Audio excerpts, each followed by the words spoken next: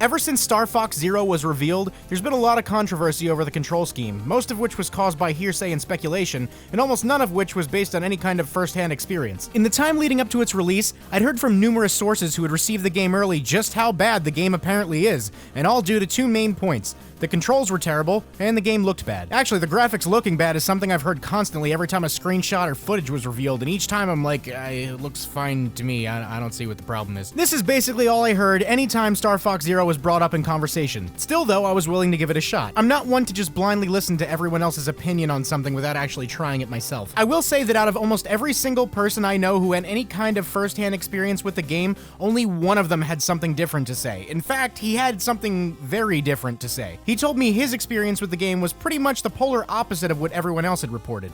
He loved it. This actually gave me some hope. From then on, anytime someone would talk badly about the game, I'd respond with, I don't know man, my friend loved it. I have a feeling it's not half as bad as everyone's saying. Well, now the game is out, and still I keep hearing negativity about it, so I finally got a chance to play it myself.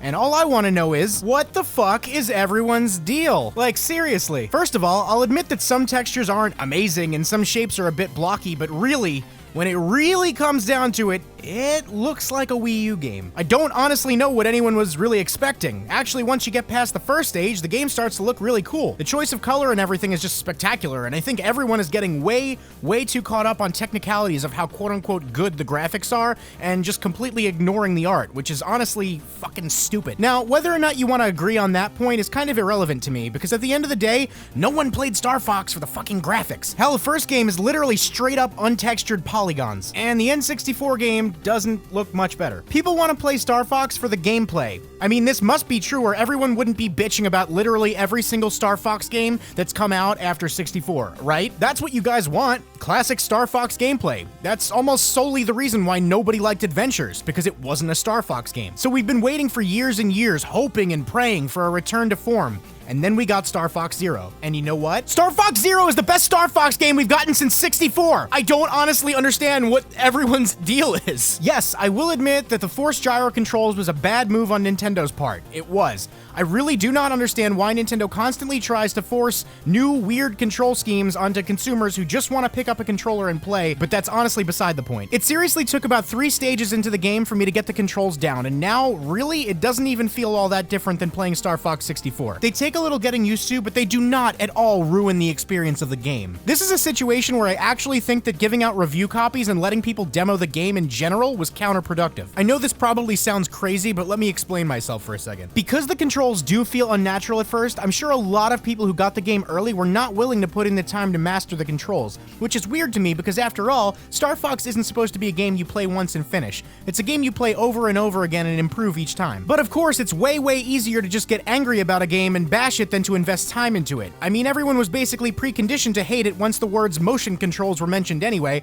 so everyone had a bad taste in their mouths going into it. Most people started the game already pessimistic anyway. If you just give a random child a game and tell them nothing about it, tell them nothing about how apparently bad it is, the kid is just gonna learn how to play the game. That's it. Unfortunately, Star Fox Zero didn't get this opportunity. It didn't get the chance to be a surprise or a mystery. Now, of course, in this day and age, almost every single game that comes out is reviewed extensively before it's released. That's a given. It's the world we live in now. But in my opinion, Star Fox Zero would have met with a very different fate if it had been completely hidden from the media and was just released. I realize this is pretty much an impossibility, and thus this scenario is completely hypothetical, but people are mainly judging this game based on controls most people are too stubborn to just learn. I also think that if this was a new IP, no one would bat an eye at the controls, but because this is Star Fox, people want things a certain way. But what you have to realize is that while a bit uncomfortable at first, these controls work. They're not the broken motion sensing of Skyward Sword's controls or the unresponsive tilt controls of Mario Kart. And about the cockpit view part, about having to look at your screen and then the gamepad and then the screen, you don't even have to look at the gamepad that much. I barely look at the gamepad. I play the game just fine. If you have not tried Star Fox Zero, please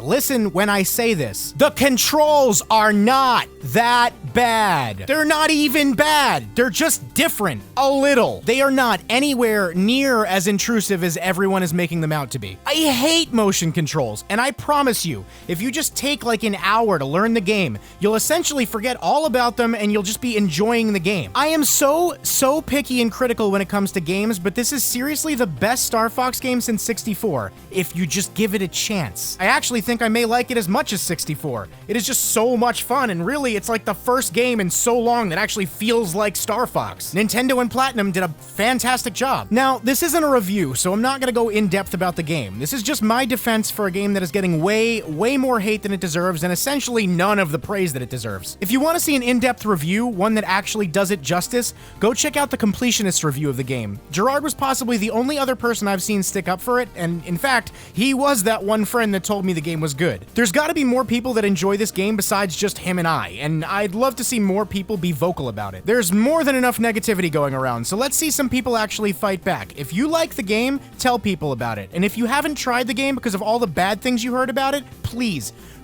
just give it a chance. Nintendo made a lot of mistakes in the past, but this is definitely not one of them. Would I have preferred the regular controls? Yes, but this is not a case of Nintendo making a mistake. This is a case of everyone just not wanting to adapt. The game is good. Also, by the way, I heard some people complain about the game being too short and arcadey. Have you ever, like, played a Star Fox game before? Like, ever?